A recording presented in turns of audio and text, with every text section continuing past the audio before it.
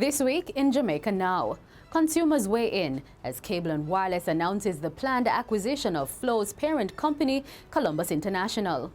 Why the DPP could be asked to appear before a parliamentary committee in a controversial murder case.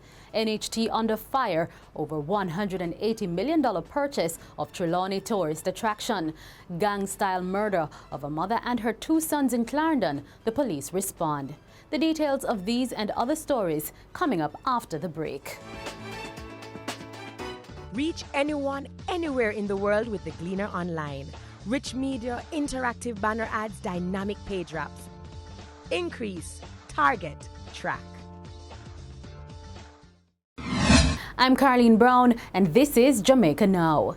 Consumers have hit social media expressing mixed views about Lime's parent company Cable and Wireless's planned acquisition of Columbus International, the operators of Flow. The Financial Times says Cable and Wireless will pay $1.9 billion and assume about $1.2 billion in net debt from Columbus's balance sheet, pushing the total value of the acquisition to $3.1 billion. Brendan Paddock, the CEO of Columbus Communications Group of Companies, Flow, Columbus Networks and Columbus Business Solutions, announced the deal through his Twitter account. He said it was a $6 billion merger to form the premier Caribbean telecom provider. And Phil Bentley, the chief executive of Cable and Wireless, said the transaction would transform his company.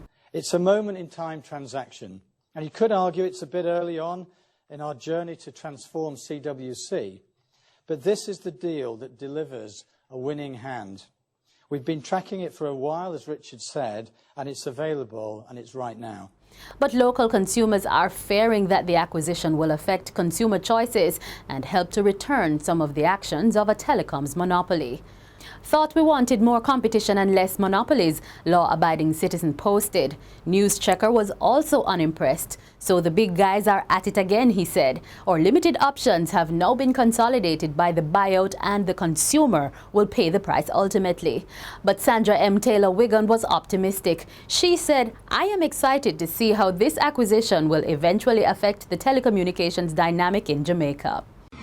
The government is facing more criticism over the decision of the National Housing Trust, NHT, to buy the Trelawney attraction, the Outameni Experience.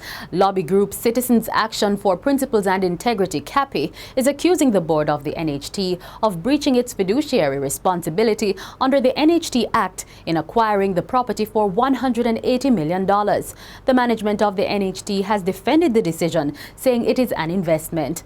But CAPI's co-convener, Dennis Meadows, says the NHT board has failed to be responsible, judicious and prudent in the management of the contributors' funds. Mr. Meadows further says Prime Minister Portia Simpson-Miller, who has ministerial responsibility for the NHT, must act. We believe that the culture of impunity which characterizes this administration will further breed distrust among the citizenry and runs counter to the Prime Minister's stated commitment to hold all public servants accountable for the judicious management of public resources. The Prime Minister's failure to hold the members of the NHT board accountable will further undermine good governance and the credibility of our government.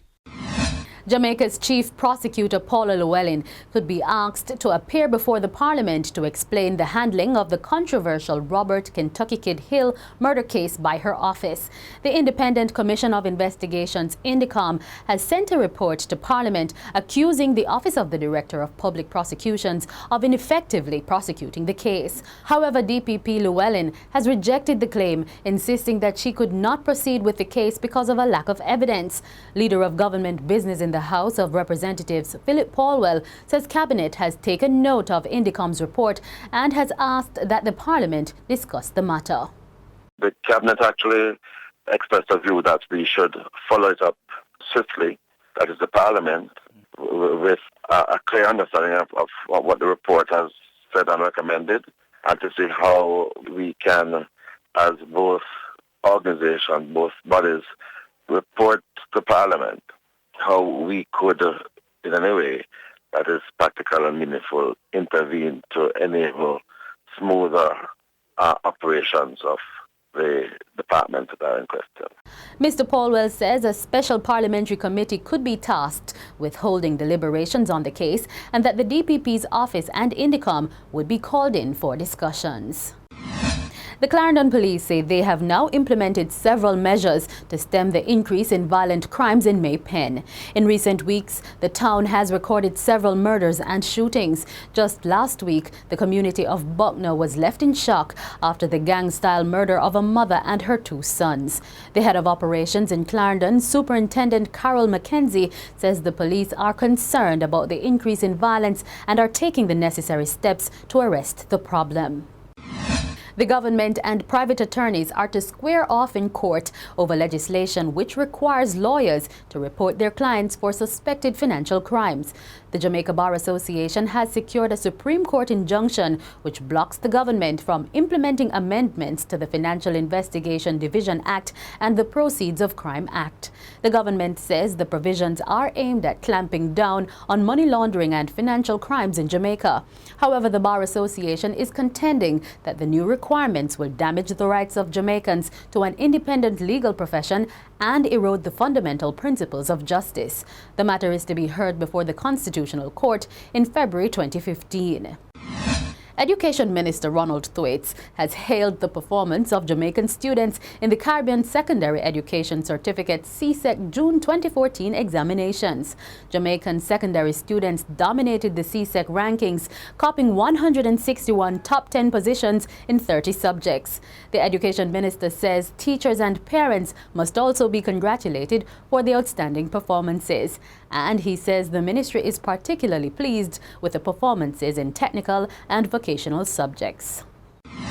The People's National Party and the Jamaica Labour Party are in the final stages of preparation for the December 1 by-election in Central Westmoreland. The by-election became necessary following the death of Central Westmoreland MP Roger Clark. The People's National Party's Dwayne Vaz is to be challenged by the Jamaica Labour Party's Faye Jacobs. And that's it for this edition of Jamaica Now, your weekly review of the big news stories. Send us your comments at onlinefeedback@gleanerjm.com. You may tune into Power 106 for regular updates. Follow us on Twitter at Jamaica Gleaner and on Facebook at Gleaner Jamaica. I'm Carleen Brown, and as we go, we bring you an excerpt of our interview with Pansy Henry, the mother of the 3 children who were murdered in a fire in 2004, who is still searching for justice.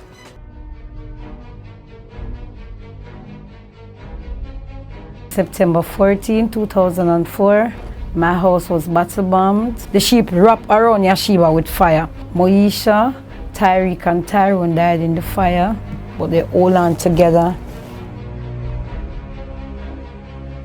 The case has been appealed. We don't have a justice system in Jamaica. I was so surprised when they called me, said that the boys them appeal the case and them they are road and I'm supposed to come back to court. I said, nevertheless, I'll go to court.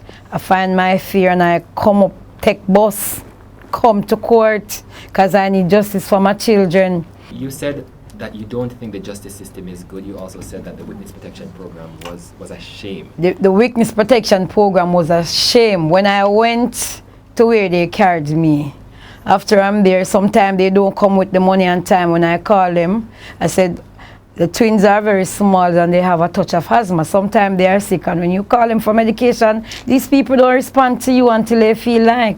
And when they come, they will tell us something, and I face it back to them when they face it to you. Now, after the man gets sentenced in 2000, life imprisonment in 2010, they called me, said they are coming for the phone and whatsoever I have for them. I said, it's okay. Now they are going to win me off the program. I said, no problem. Because I'm a woman, believe in trying. I'm the mother of 11 children, and I believe in trying.